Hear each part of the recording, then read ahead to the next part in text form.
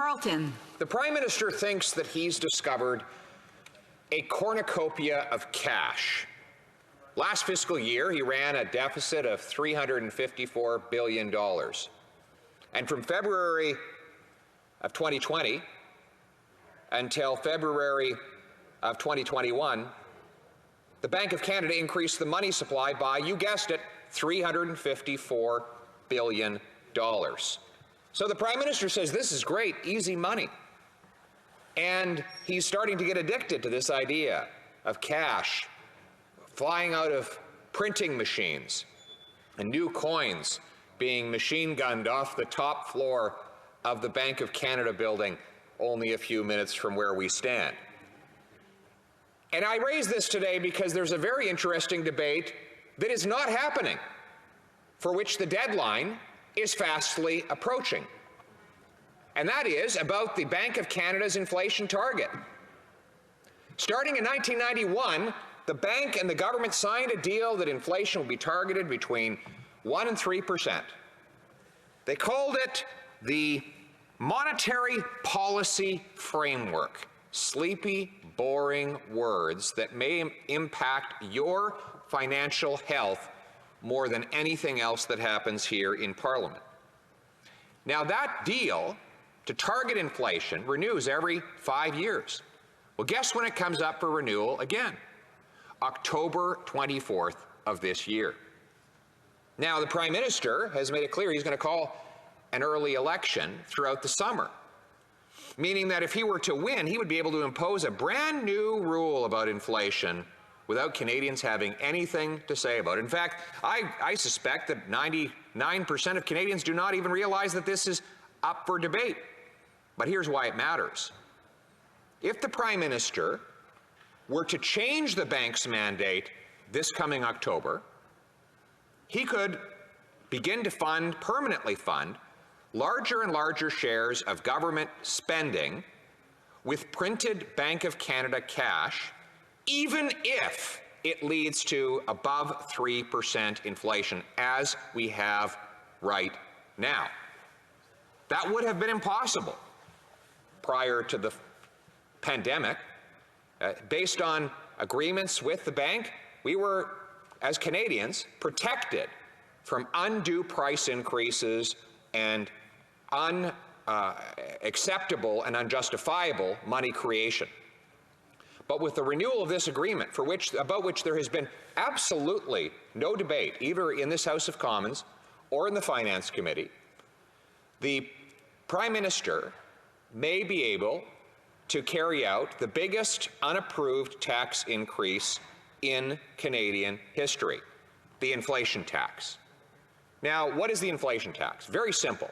When the Bank of Canada creates cash to fund government, it provides the government with a new revenue source.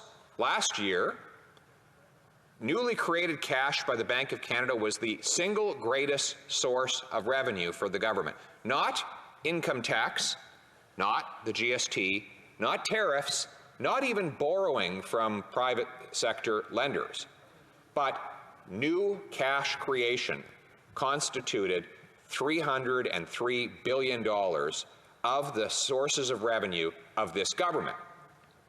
Now, the Prime Minister might like to see this go on into the future. The problem is that, like all taxes, it increases costs on Canadians. Now, how do you pay this tax? In the form of higher prices. Have you noticed the price of housing went up by 30%? The price of food, lumber, automobiles, transportation, all breaking recent records. Well, that's naturally what you could expect when governments flood the marketplace with cheap money. When money is cheap, everything else suddenly gets expensive. Now, you might say, is it viewed as a tax by the experts? Well, let me quote the experts. I will go through them one at a time. In a 1978 lecture, Nobel Prize-winning economist Milton Friedman said, quote, "There has never been in history an inflation that was not accompanied by an extremely rapid increase in the quantity of money.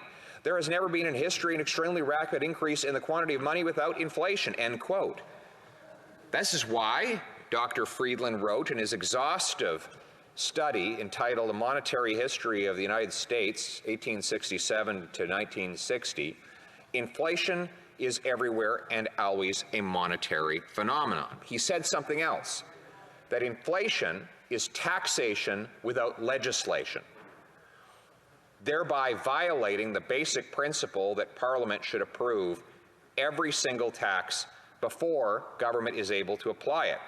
Now, some might say, well, that's just a classical economist view. Well, take a look at John Maynard Keynes, obviously not a classical economist, and he said, and I quote, "By the continuing process of inflation, governments can confiscate secretly and unobserved an important part of the wealth of their citizens.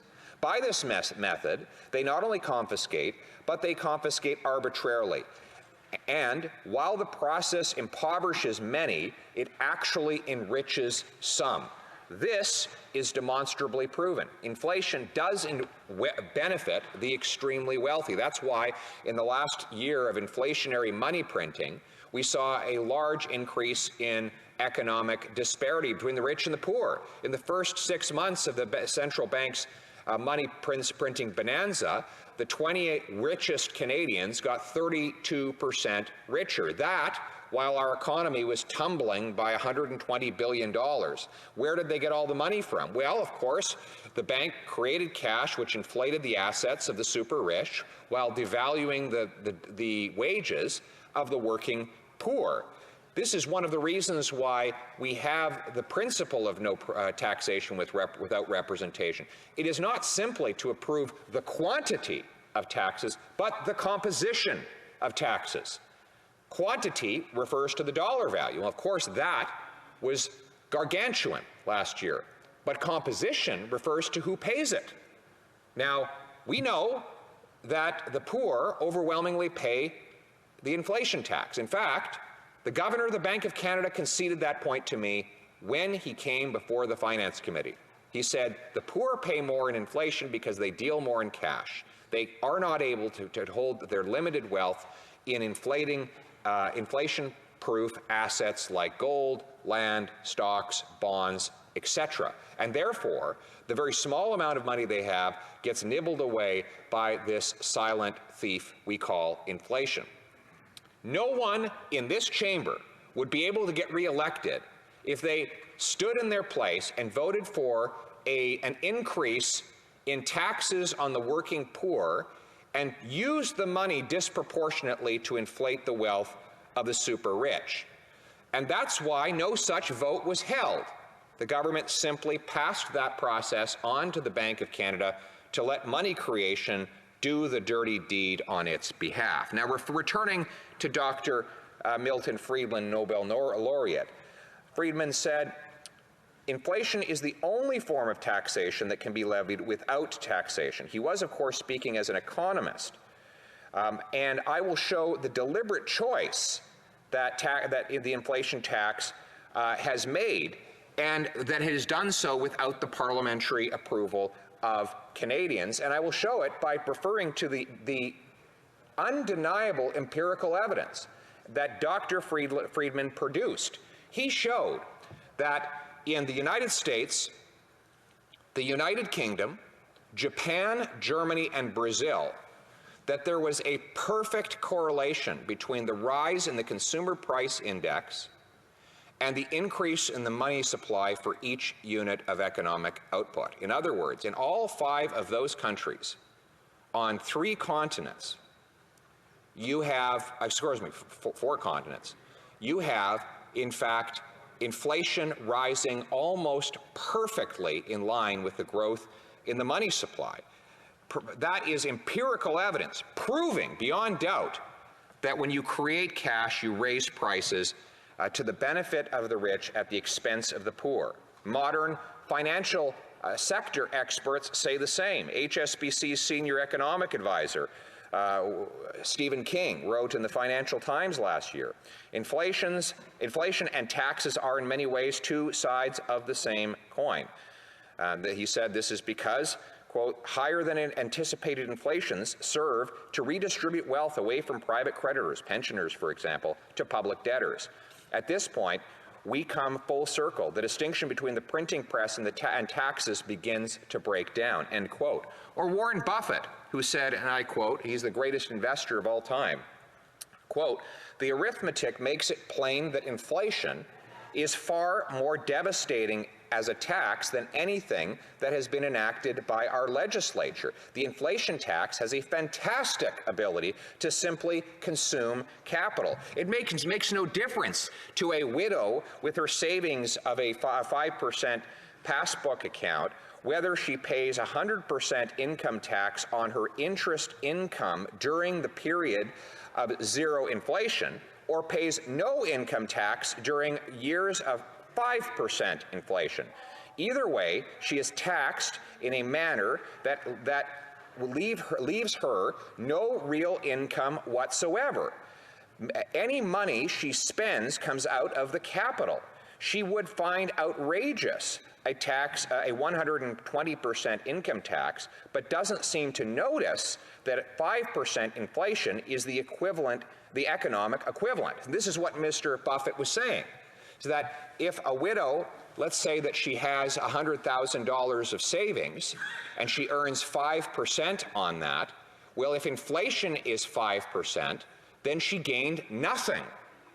All of her savings income is vaporized by inflation. That would be the equivalent of as if the Parliament of Canada had passed a bill effectively taxing her at a rate of 100% on all of her savings income. Something we would never do, but yet something that ultimately happens because the central bank does it without politicians being held accountable.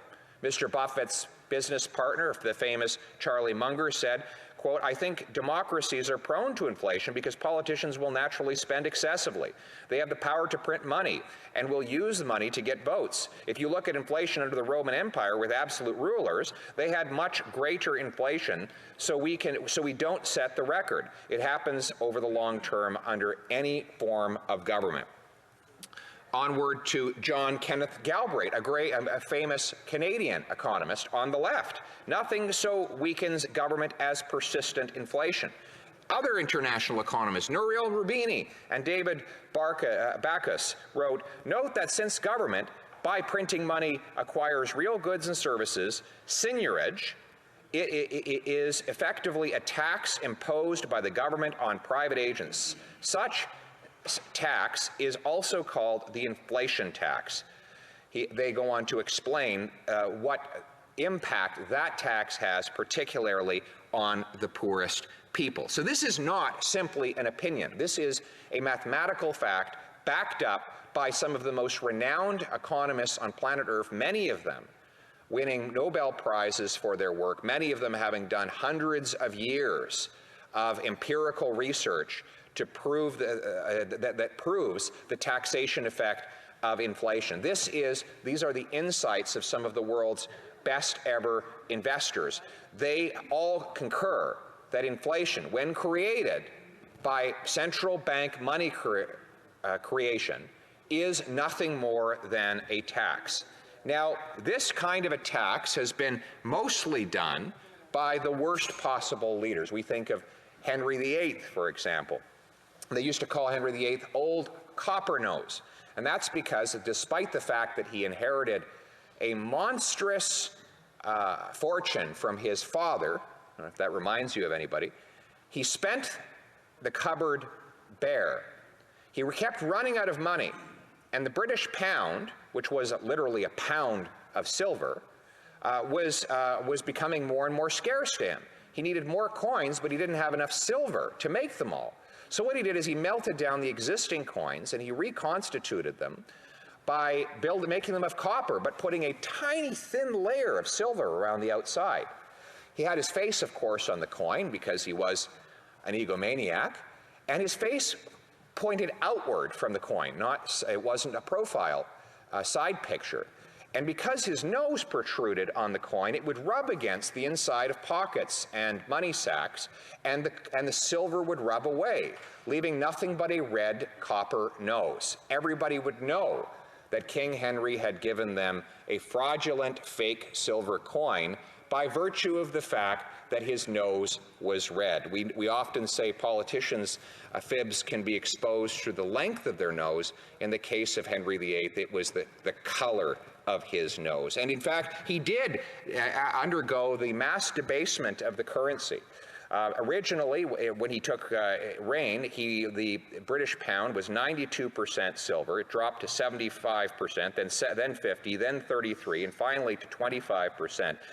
By 1551, and his successor brought it down further. And the result was ultimately that the amount of silver in each coin dropped by about 87%. And guess what happened to the prices? Well, they rose by about 75%. Things got more and more expensive. Now, life got better for him. Of course, he was known for having the king's disease, gout, which you get from massive self-indulgence of orgies of food and drink. So, of course, life was very good in the king's court because he had created all of this fake cash that enriched him and his friends. But it was terrible for the peasants and the common people who actually did the work of the land. They got poorer and poorer as their money got more and more worthless. That is the inflation tax. So this prime minister of ours teaches us nothing new. This is not a new concept. In fact, if you look throughout history on these matters of economics, we see that people the leaders make the same mistakes over and over again. As Kipling would say, just as the dog returns to its vomit and the sow returns to her mire, the burned fool's bandaged finger goes wobbling back to the fire. And so we get burned again and again by making the same mistakes of our predecessors. And that brings me back to the Bank of Canada. The bank recently has been talking about all kinds of different things that have nothing to do with its mandate. For example, the former governor, Stephen Poloz, regularly commented on things that were completely out of his domain, inappropriately commenting on social policy, when he proposed government takeover of childcare. That is well out of the realm of the Bank of Canada's mandate. We have seen recent comments by governors and deputy governors of the Bank of Canada on everything from fiscal policy to environmental policy to a whole plethora of things that find their place nowhere within the bank's mandate. Even on the bank's website, Paul Beaudry, a deputy governor, talks about the quote, in his words, the Great Reset, end quote, whatever that means. So he believes that that is part of the Bank of Canada's mandate. And of course it is not. And the worry is that the bank will simply become a political instrument for the agenda of a left-wing government, trying to do undemocratically what it could never convince Canadians to support democratically. Canadians would never support a massive tax increase on the poor in order to fund the ideological fantasies and the enrichment of the super rich and the super elite. And that is why we in Parliament have to reclaim our powers, the powers that have been invested in this chamber and in its predecessor chambers in the mother parliament for over 800 years, that governments, including central banks, cannot tax what the commoners have not approved, that the principle of responsible government remains, that Parliament reigns supreme, that citizen goes before state and commoner ahead of crown. Thank you.